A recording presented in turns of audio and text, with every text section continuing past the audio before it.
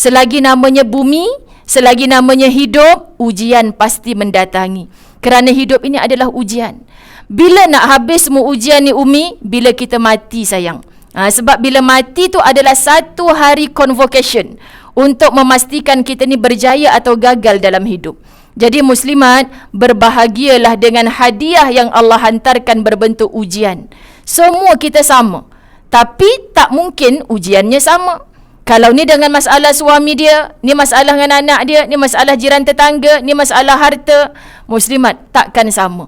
Sebab Allah hantarkan kepada kita untuk meletakkan siapa kamu, semuanya jadi penghuni syurga. Kalau tidak, muslimat dirahmati Allah, mudah untuk Allah. Tak payahlah buat neraka, betul tak? Allah boleh buat, tak payah buat neraka. Allah boleh buat, tak payah ada COVID, semua orang berbahagia saja. Allah boleh buat sekelip mata, kun fayakun. Tapi nanti kita balik komplain kat Allah.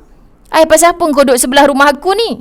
Pasal apa kita duduk main kat taman yang sama ni? Bukan kau ke dulu rompak rumah aku? Kita pun report kat Allah. Mana Aci Allah, dulu dia merompak rumah saya, tiba-tiba dapat masuk syurga. Hantarlah neraka. Neraka tak ada, sebab engkau minta dulu kan, tak payah ada neraka. Sifat Allah yang maha al-adil, adilnya Allah. Yang beroleh rahmat, syurga. Yang Allah Subhanahu Wa Taala campak dalam neraka siapa muslimat yang tak layak mendapat rahmat. Jadi kita sebut, apakah sebenarnya matlamat hidup ni? Dari segi kuantiti amal, ibu-ibu dirahmati Allah, kita tengok anak-anak yang kecil-kecil dah hafal Quran, solat tak tinggal, tutup aurat sempurna. Apa cara kita pandang mereka?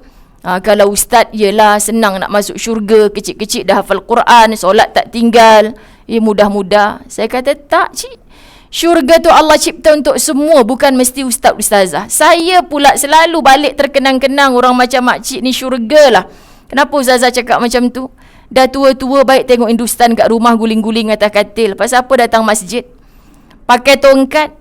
Ada orang kaya saya tak boleh lupa, muslimat dirahmati Allah kan. Bibik dekat rumah lain, driver lain, bibik yang pimpin daripada kereta pergi dekat majlis ilmu. Bila bibik tu malu orang dah ramai datang ni muslimat, dia kata, puan duduk sini saja ya, tak payah duduk ke depan. Tak boleh, nanti tak dengar ustazah cakap, duduk depan. Duduk depan. Nak duduk depan, bibik hantar. Bibik pun start ustazah Assalamualaikum pun tidur kat sebelah. Nanti wabillahi taufik tu dia pimpin lagi. Puan dia masuk dalam kereta khas untuk bawa ke majlis ilmu, bertongkat, ditolak dengan wheelchair. Saya kata Masya Allah cik kan. Sampai saya sebut muslimat, kalau Allah Subhanahu Wa Taala pilih orang ni, jelas-jelas husnul khatimah dalam menuju majlis ilmu, penuh susah payah. Maksudnya apa? Dia mungkin kalah dari segi kuantiti amal. Sebab bicaranya saya dulu masa muda tak buat macam ni ustazah. Saya dulu leka lara masa muda ustazah. Maka kenapa saya tak manfaatkan masa tua? Inilah nama kualiti amal. Nak masuk syurga ni muslimat bukan dengan kuantitinya saja. Jadi orang yang perasan saya sehari dapat 10,000 selawat, Quran saya khatam sekali. Jangan duk perasan dengan kuantiti itu kita ke syurga. Jadi syurga tu milik kita semua. Kalau kita amal solat tak tinggal, tapi ibu ayah kita lama tak ziarah, menunggu dia, seminggu dah tak telefon. Muslimat, kita sedar tak bahawa saat ibu menanti itu Allah sedang tangguhkan nikmat untukmu. Tolonglah beritahu kepada seluruh anak-anak kita, mak memang boleh maafkan kamu, mak boleh maafkan kamu, tapi mak ada Tuhan. Tuhan mak adalah Tuhan kamu juga. Tuhan yakni Allah sedang memandang mak, sedang memandang kamu. Jadi mak takut sayang kan, muslimat dirahmati Allah. Hati ibu yang ada parut ni muslimat, khawatir doanya tidak lagi mustajab untuk anak-anak. Sebab apa muslimat dirahmati Allah? Sebab kasih sayang tidak ditebarkan. Ada ibu yang kalau aku mati pun kau jangan bagi tahu dengan abang long kau. Kenapa sampai macam ni sekali ibu? Kita sampai nak menuju mati dah. Tak akan ke syurga orang yang hatinya ada sebesar zarah rasa benci, ada sebesar zarah putus asa kepada Allah. Jadi saya kata kalau diuji dengan perkara macam ni, bagaimana semakin tua untuk kita mudah memaafkan. Qaulun ma'ruf, sedekah yang paling indah adalah kata-kata yang baik. Sedekah tanpa modal adalah senyum saat hati kita sedang menangis. Bukan mudah muslimat dirahmati Allah. Okey. Baik, kita sambung. Setia pada pasangan. setia pada pasangan yang bersuami. Muslimat, yang tak bersuami, yakini janji Allah, orang masuk dalam syurga ni nanti akan disandingkan di atas pelaminan yang indah. Kalau baca terjemahan Quran disebut dipan-dipan. Ramai orang PM tepi, Ustazah, dipan ni apa? Pandang kalau kita, Cik pernah pergi tak majlis kahwin? Cik tengok atas pentas tu kadang-kadang teringin tak? Sengih, dikipas, makan berhadap-hadapan. Sebiji macam tu dalam syurga. Harap-harap sebelah kita tu suami kita atas dunia. Muslimat dirahmati Allah, tak nak Ustazah ada tua bangka macam tu, kerepot. Tak, yang mati umur 70 tahun di 17 tahunkan balik oleh Allah, Cik. Ini jaminan Allah. Tapi kalau saya je ke syurga, suami tak ke syurga, suka perasan kita orang perempuan ni, Muslimat. Perasan.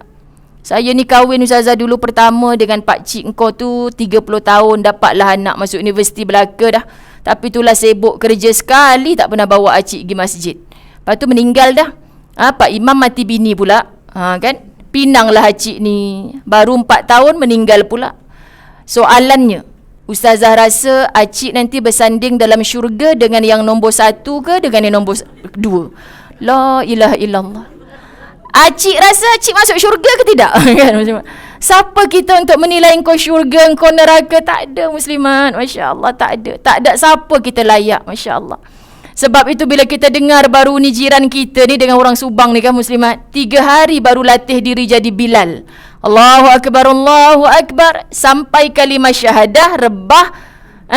Orang duk kata, sebab baru belajar ni lupa kot. Tu manusia. Ataupun mic rosak kot. Rupanya AJK buat pengumuman kepada keluarga sipulan-sipulan, segera datang ke surau sekarang.